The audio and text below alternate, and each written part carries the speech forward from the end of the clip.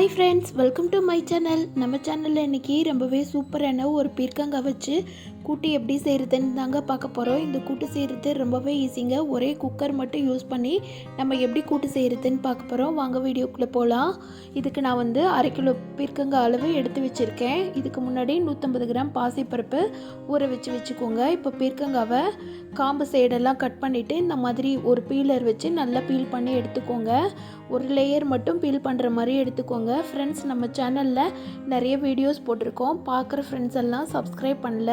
நீங்கள் சப்ஸ்கிரைப் பண்ணிவிட்டு பார்த்தீங்கன்னா எனக்கு கொஞ்சம் மோட்டிவாக இருக்கும். அது மாதிரி வீடியோஸில் கமெண்ட் பண்ணாமலும் நிறைய பேர் இருக்கீங்க. அவங்களாம் கொஞ்சம் கமெண்ட் பண்ணிங்கன்னா எனக்கு ரொம்ப சப்போர்ட்டாக இருக்கும். என்கிட்ட ஏதாவது மிஸ்டேக் இருந்தால் திருத்திக்கிறதுக்கு. இப்போ காயெல்லாம் நல்லா பீல் ஆஃப் பண்ணியாச்சு. இது எல்லாத்தையும் கொஞ்சம் பெரிய சைஸாக கட் பண்ணி எடுத்துக்கலாம். அது மாதிரி பீர்க்கங்காயில் வந்து விதை வந்து ஓரளவுக்கு தின்னாதாங்க இருக்கும். ரொம்ப திக்காக இருந்த விதையாக இருந்ததுன்னா அதெல்லாம் ரிமூவ் பண்ணிவிட்டு போடுங்க. பீர்க்கங்காய் வந்து ரொம்ப குட்டியாக நறுக்க வேண்டாம். இந்த மாதிரி சைஸில் நறுக்கி எடுத்துக்கலாம். ஏன்னா நம்ம குக்கரில் தான் வேக வச்சு எடுக்க போகிறோம். அதுக்கு வந்து இந்த மாதிரி சைஸில் கட் பண்ணி எடுத்துக்கிட்டிங்கன்னா தான் காய் வந்து ரொம்ப குலையாமல் இருக்கும். இப்போ நான் எடுத்துருக்கிற பீர்க்கங்காயில் விதெல்லாம் பார்த்திங்கன்னா ரொம்ப மெல்லிஸாக தான் இருக்குது. கொஞ்சம் முத்தின விதை இருந்ததுன்னா காயோட டேஸ்ட்டு நல்லா இருக்காது. அதனால் வாங்கும்போதே நீங்கள் கொஞ்சம் பிஞ்சு பீர்க்கங்காவாக கேட்டு வாங்கிக்கோங்க. அப்போ தான் கூட்டுக்கெல்லாம் நல்ல டேஸ்ட்டாக இருக்கும். இப்போ நான் ஒரு 150 கிராம் பாசிப்பருப்பை வந்து ஊற வச்சுருக்கேன். இப்போ குக்கர் எடுத்துக்கலாம். குக்கரில் வந்து 1 ஸ்பூன் அளவு எண்ணெய் சேர்த்துக்கிட்டு கடுகு உளுந்த பருப்பு போட்டு நல்லா பொரிய விட்டுடலாம். கடுகு நல்லா பொரிஞ்சு வந்தோடனே ஒரு கொத்து கருவேப்பிலை சேர்த்துக்கலாம். இந்த கூட்டுக்கு வந்து சின்ன வெங்காயம் ரொம்பவே டேஸ்ட்டாக இருக்குங்க. அதனால் சின்ன வெங்காயம் வந்து ஒரு 50 கிராம் சின்ன வெங்காயத்தை 2ஆக கட் பண்ணிவிட்டு இது கூட சேர்த்து வதக்கிடலாம். வெங்காயம் வந்து ரொம்ப வதங்க தேவையில்லை. லைட்டாக கிளாஸியாக இருக்கும்ல, அந்த மாதிரி வதங்கினாலே போதும். இது வதங்குறதுக்குள்ளே நம்ம சேனலை சப்ஸ்கிரைப் பண்ணாத ஃப்ரெண்ட்ஸ் எல்லாம் சப்ஸ்கிரைப் பண்ணிக்கோங்க. இப்போ வெங்காயம் நல்லா ஓரளவுக்கு வதங்கி வந்துருச்சு. இப்போ இது கூட நம்ம நறுக்கி வச்சுருக்கிற பீர்க்கங்காய் எல்லாத்தையும் சேர்த்துக்கலாம். பீர்க்கங்காய் வந்து கொஞ்சம் பெரிய சைஸாகவே கட் பண்ணுங்கள். அப்போ தான் காய் குலையாமல் இருக்கும். இது கூட நம்ம ஊற வச்ச பாசிப்பருப்பை அந்த தண்ணியோடையே சேர்த்துக்கலாம். பாசிப்பருப்பு கழுவிட்டு ஊற வச்சுக்கோங்க. அப்போ தான் அந்த தண்ணியோடு சேர்க்குறதுக்கு கரெக்டாக இருக்கும். நம்ம குக்கரில் செய்கிறதுனால காய் வந்து ரொம்ப பொடிசாக கட் பண்ண வேண்டாம். அதே நேரம் பாசிப்பருப்பும் ஒரு 10 நிமிஷமாவது ஊற வச்சுட்டு போடுங்க. அப்போ தான் காயும் பருப்பும் ஒரே ஈவனாக வெந்து வரும். பருப்பும் நல்லா குழஞ்சி வரும். இப்போ இது கூட 1 ஸ்பூன் அளவு மஞ்சத்தூள் சேர்த்துக்கலாம். 1/4 ஸ்பூன் அளவு குழம்பு பொடி சேர்த்துருக்கேன். இதுக்கு தேவையான அளவு உப்பு சேர்த்துக்கலாம். எல்லாத்தையும் சேர்த்துட்டு லைட்டாக மிக்ஸ் பண்ணி விட்டுடுங்க. இது தாங்க இதுக்கு போட வேண்டிய காரம் எல்லாமே நம்ம சேர்த்து வச்சுருக்கோம். வேறு எக்ஸ்ட்ரா காரம் எதுவுமே சேர்க்கலை. இதை வந்து குக்கரில் 3 விசில் மட்டும் வச்சு எடுத்தாலே போதும். காயும் பருப்பும் நல்லா வெந்து வந்துடும். குக்கரில் 3 விசில் வச்சு எடுத்துடலாம்.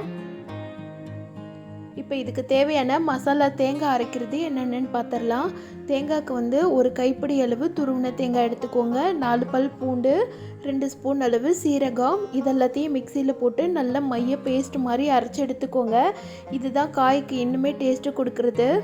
இப்போ பாருங்கள், 3 விசில் வச்சு எடுத்தாச்சு. காயும் பருப்பும் எவ்வளவு நல்லா பூ மாதிரி வெந்திருக்குன்னு சொல்லிட்டு.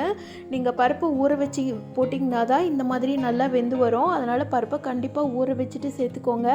அதே நேரம் காயும் குலையாமல் இருக்கும். எக்ஸ்ட்ராவாக விசில் வைக்காமல் கரெக்டாக 3 விசில் மட்டும் வச்சு எடுத்துக்கோங்க. இப்போ ஸ்டவ்வை ஆன் பண்ணிவிட்டு நம்ம அரைச்சி வச்சுருக்கிற தேங்காய் பேஸ்ட்டை இந்த பருப்போடு சேர்த்து நல்லா மிக்ஸ் பண்ணி விட்டுடலாம். இது லைட்டாக ஒரு கொதி மட்டும் வந்தால் போதுங்க. அதுக்கு மேலே கொதி விட வேண்டாம். இது பார்க்குறதுக்கு தான் கொஞ்சம் லிக்விட் மாதிரி இருக்கும். கொஞ்சம் நேரம் ஆக ஆக இது வத்திடும். இது வந்து சாதத்தில் போட்டு சாப்பிட்றதுக்கு அவ்வளவு அருமையாக இருக்குங்க. இது ரொம்ப கெட்டியாக வைக்கக்கூடாது. நம்ம கூட்டு பதம்னு சொல்லுவோம்ல, அந்த மாதிரி பதத்தில் வச்சு இறக்கிக்கோங்க. இது மாதிரி இதுக்கு தண்ணியும் வந்து எக்ஸ்ட்ரா தண்ணி எதுவுமே விட வேண்டாம். பாசிப்பருப்பு ஊற வைக்கிறதுக்கு நம்ம தண்ணி சேர்த்தோம்ல, அந்த தண்ணியும் பீர்க்கங்காயில் கொஞ்சம் தண்ணி விடும். அந்த தண்ணியுமே போதுமான அளவு. வேறு தண்ணி எக்ஸ்ட்ராவாக விட்டிங்கன்னா காய் குழஞ்சிரும், டேஸ்ட்டே மாறிடும். அப்புறம் ரொம்ப நேரம் கொதிக்க வைக்கிற மாதிரி இருக்கும். இப்போ தேங்காய் ஊற்றுனதுக்கப்புறமா மீடியம் ஃப்ளேமில் வச்சு நல்லா கொதிக்க விட்டுடுங்க. ஒரு கொதி வந்தோடனே ஸ்டவ் ஆஃப் பண்ணிவிடுங்க. இது இடையில ஒட்டி ஒரு ஹை ஃப்ளேமில் வச்சிங்கன்னா பாத்திரத்துலலாம் ஒட்டிடும். இது நம்ம குக்கர்லேயே ஒரே பாத்திரத்துலேயே யூஸ் பண்ணி ரொம்ப ஈஸியாக செய்துட்டோம். வேலையும் சீக்கிரமாக முடிஞ்சிடும். இந்த டேஸ்டான பாசிப்பருப்பு கூட்டு வெறுமனே சாதத்தில் போட்டு சாப்பிட்றதுக்கும் ரொம்ப அருமையாக இருக்குங்க.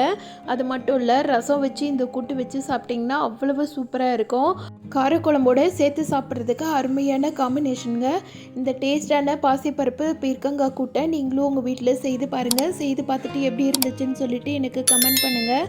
இந்த வீடியோ பிடிச்சிருந்ததுன்னா இந்த வீடியோக்கு லைக் பண்ணி சேனலை சப்ஸ்கிரைப் பண்ணாத ஃப்ரெண்ட்ஸ் எல்லாம் சப்ஸ்கிரைப் பண்ணிக்கோங்க. Thank you friends.